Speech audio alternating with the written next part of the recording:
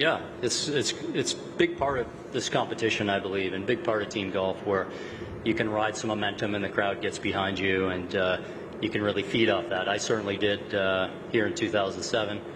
Not only with my match playing Tiger, but just the other matches. You get the crowd energy and you can raise your level a little bit. So it can be a huge factor. We're certainly hoping that the fans come out hard and cheer loud for our guys, and hopefully it is a factor.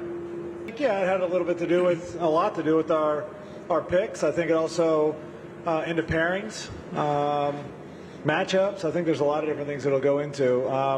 From a day-to-day basis, Mike and I will be on the golf course, depending whether we're on par threes, following. You can't follow 4 and 5 groups at a time. So I think we rely on what our analytics teams see out there on the golf course. But really, we both have some great assistant captains. And so they're our eyes, our ears. I get a lot of my information from those guys and rely heavily on what they see.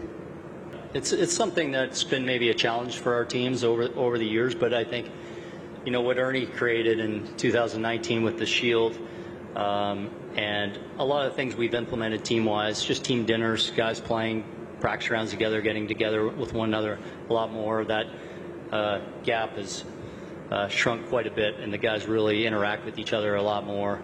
I've learned a lot through some coaches that I've talked to, some Team Canada coaches. Ken Hitchcock, we had up here a couple of weeks ago. We had Coach Cooper, John Cooper from Tampa in.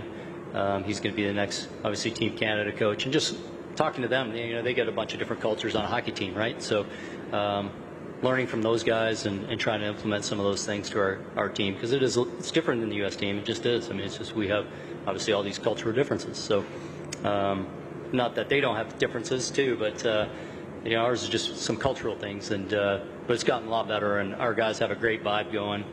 I like where our team's heads are at right now.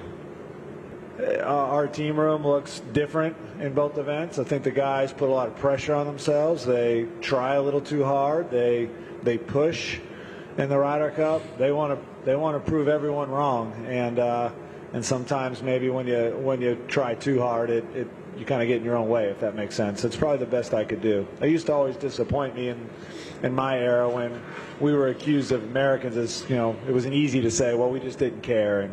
And I saw grown men cry in the locker room after some of those events, and that always frustrated me, but there's not much you can do about it. I think, in this event, we've played a little bit more loose. We played a little bit more free. The learning experiences, I think, from 18, I think both Mike and I would say it's very instrumental. The more times that you can be in those rooms, the more times you can be an assistant or a vice captain, the more times you get those opportunities, you grow and you kind of learn kind of the team experience, the bonding, and you get used to, I didn't see a lot of golf in 18. I spent a lot of time on par 3, so I'll make some different changes. I'll run this team a little different. I'll draw from some good experiences that we've had in the past. And the biggest question I always get asked from 18 is, would you, if you had a chance to go back and do something differently, would you? And it makes me, the first time I heard the question, I started laughing. My answer was very simple. How arrogant would you have to be to say, nope, we didn't win, but I wouldn't do anything different at all? Like, of course I would. You got to go back and change. And so trying to implement some of those changes and kind of put those in for 24 has been a kind of a big push for me. I would say that, no, I haven't thought about that. Like, that's not on my radar to think that just because if I win or lose or our team wins or loses that it's going to change the outlook. All of us have been part of this, know how big it is, and I think Jim knows how close it's been the last few years. I mean, it's a tight, intense competition, and yeah, the score on the last bunch of years has looked, it's gone the U.S.'s way, but they've been very competitive matches. I think here we are, like I said, it's much bigger. I think as Ernie's talked about a lot of times, we're hitting somewhere in 6 billion people around the world with the international team. Globally, it's huge. So I think it's just heading in the right direction no matter what happens. Sure, like, you know, as competitors, we want to win, but we're not putting any of that extra, like, we need to do this to elevate the event. There's been no pressure from the tour to say, hey, you international, you guys better win or something. There's been nothing like that. So it's just a great competition, and that's the way we're not adding any layers on top of that.